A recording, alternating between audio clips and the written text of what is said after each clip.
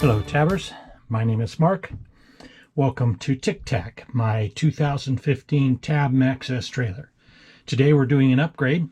My wife and I spent a month in here traveling through 5,000 miles, 9 states, had a great time. As when you spend a lot of time in a trailer, you start to discover there's things you wish you had. My wife likes to read at night. She's an avid reader. And the little lights that are back here, they work great for that. But there's this problem. She keeps her books and glasses and stuff, little nighttime stuff, we use this as a nightstand, I guess, this cabinet in the back. And here's an issue that you have. You've got a light on either side. There's one over there. And there's one here that I've got on. But at night, watch this. I'm going to go ahead and close the shades and turn off the lights here. Okay, so this is the situation that my wife is in where she's reading, and no problem. But when you open this cabinet, check that out. That cabinet's dark. This is a really low light camera, so it's actually, you can see in there better than I can. But this cabinet, all of these cabinets are very dark because this cabinet door actually covers the light. Yeah, not great. So what I'm going to do, let me turn the lights back on in here so you can see.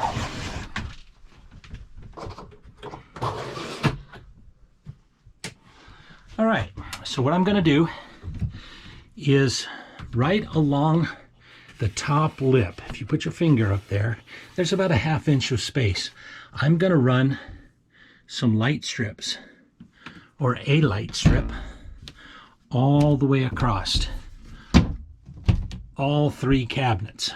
I'm going to put a little switch here, and a switch here, and a switch here, a cabinet switch. It's a little plunger so that when you, just like your refrigerator, when you open the cabinet, the lights will come on. So what will happen is anytime you open this cabinet, there'll be lights right along here and light that cabinet really well. That'll be great. We won't have to worry about in the middle of the night searching around for a switch or anything like that. Just open the cabinet and the light will come on, just like your fridge. So all 3 of those are going to get one light strip going across the top inside underneath that lip, so it won't be glary or anything. Should light the cabinet great, and switch on each one. So let's go in the house. I'll show you the schematic and how we're going to do this. See you inside. Okay, here we are back in my office. Now we're going to talk to you about the nuts and bolts of how I'm going to do this lighting project. Now, most people, when they talk about light strips, LED light strips, they're talking about this stuff. We zoom in on that. It's clear plastic with self-adhesive stick on the back, and you can see that there's an LED here, and about 2 inches down there's an LED here, another one here, another one here, and on it goes, on, and it goes LEDs. Now, these come in all kinds of colors, and they multicolor, blue, green, red, and they can switch and do all kinds of stuff. The problem with these for general lighting is that this LED will be very, very bright, and then there'll be a dark area, and then very, very bright in a dark area, and very, very bright in a dark area. So you get these spots of bright light. That's not what I want. This worked great. They look like, looks like Christmas lights and stuff. For the outside of your trailer, that's great. But for lighting inside, you want something a little more even, less glary. It's not going to be these points of bright light that are going to blind you, and then areas of darkness. You don't want that light along. So this is just a general LED light strip. This, on the other hand, is something else. It's made out of LEDs, but if you zoom in on there, this is called a COB LED light strip. It's got the adhesive back on it, just like what you're used to seeing. But the front, you look at that, it's one continuous LED. It's not a series of, bright LEDs and no LED, and bright LED. It's just bright, bright, bright, bright, bright.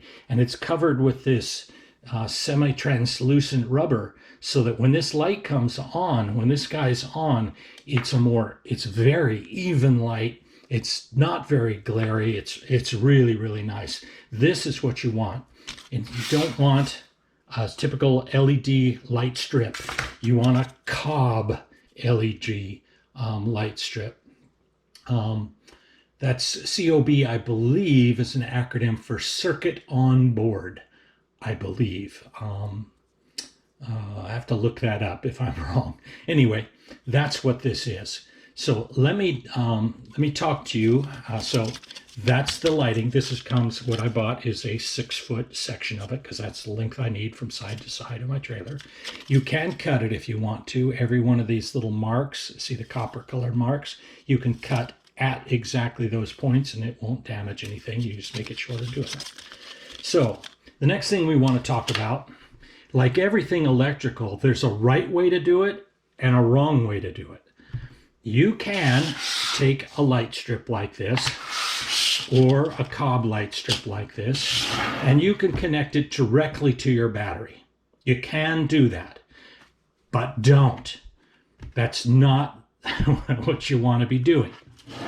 The thing about this strip and this strip, both kinds of LED strips, these are 12-volt light strips, not 11.5, not 14, not 15, not 10.5. They need exactly 12 volts to run right. You can put 13 volts on them. You can put 14 volts on them. But when you do, it shortens their life significantly. By running this guy or this guy at your battery voltage, you know that any given time, your battery, if it's being charged, it could be almost 15 volts. If it's almost dead, it can be down to like 10.5 volts. So if you connect these 12-volt LEDs to your battery, your LEDs are going to last about half as long as they should. They'll work, but when it goes up to 14 volts, they're going to be really struggling because they're being pushed really hard. And when the voltage is down low, below 12 volts, they're not going to be very bright. So a lot of people just take these things and stick them to their car batteries and way to go, it works, woohoo! But like everything I said before, there's a right way and a wrong way to do it. Since we don't know that that's going to be 12 volts, and usually it's not, it's either being charged or it's in the process of being discharged. Since that's not 12 volts, there's this thing called it's my secret sauce. This is a small box. It has 2 input wires and 2 output wires. This is made by a company called Drock. It is a DC to DC converter. It will take the input of anything from 9 to 36 volts and convert it to exactly 12 volts out. So when I hook this side to my battery and this side to the LEDs, no matter what happens to the battery, it can be all the way down to 9 volts or all the way up to 36 volts. And the output here will be exactly 12 volts, which is just what the LEDs want. So what you want to do is you want to hook your battery to this DC to DC converter and hook your LEDs to the output of that. Your LEDs stay happy, your battery stays happy, no struggling at all, and my LEDs will last a long, long time. So the next thing I want to do is I'm just going to temporarily hook this up, and so that you get to see what this cob light looks like. So let's get at that. Okay, here we go. I have my battery connected up to my DC to DC converter, and we're going to go ahead and just temporarily hold these wires on so that you get to see what that LEDs look, what a cob light looks like.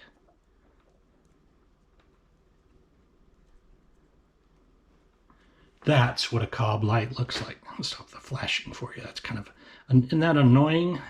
Which I hate when that happens. So here you go. Look at how even that is. These are not spot, spot, spot, spot. That is just a nice even light on that entire strip. Isn't that nice? And it's running at exactly 12 volts, so there won't be any issue with this guy getting hot or being overdriven or anything. So I'm going to show you the schematic that I want to do, how this is going to be hooked up, and how it runs through the switches. So if you wanted to do some of this yourself, you could. So let me drop that schematic and we'll show it to you right here. Okay, so here we are. This is just a crude schematic that I've drawn up. We start on the left. This is the lamp that's the existing lamp in the trailer. You know, that little reading lamp that's there. And right behind it are the wires, so that I'll have in the cabinet access to the 12 volts from the trailer. No big deal. So I'm going to come the positive lead from the trailer into my DC to DC converter. And the negative lead is going to come down here to a set of 3 switches. 1, 2, 3. And those are plunger switches. Those are the kind of switches that spring up automatically. And when you push them down like that, because the cabinet will be closed on it, they go open. So that's on, off, on, off. So I'll hook all 3 of those switches, 1 on each cabinet, in parallel with one another. So that this wire is connected to this wire is connected to this wire is connected to this wire is connected to this wire. They're all in parallel. So that if any one of the switches opens, the light will come on. Well, if any one of the cabinets opens, the switch will close and the light will come on. So the DC to DC converter, the circuit positive will come in, negative will come around through any one of the switches and back to the trailer. The output from the DC converter is connected directly to the cob light, plus to plus and minus to minus. The input can vary from, on the trailer, it can vary from 9.5 volts to somewhere around 16 volts, depending on what's going on in the system. And the output here will always be at 9 volts. So, so that this video doesn't get really, really, really long, I'm going to break it right here, split it in half, and in the next video, we'll actually start installing it in the trailer. But I just want to give you a, I don't know, a head start on my next project.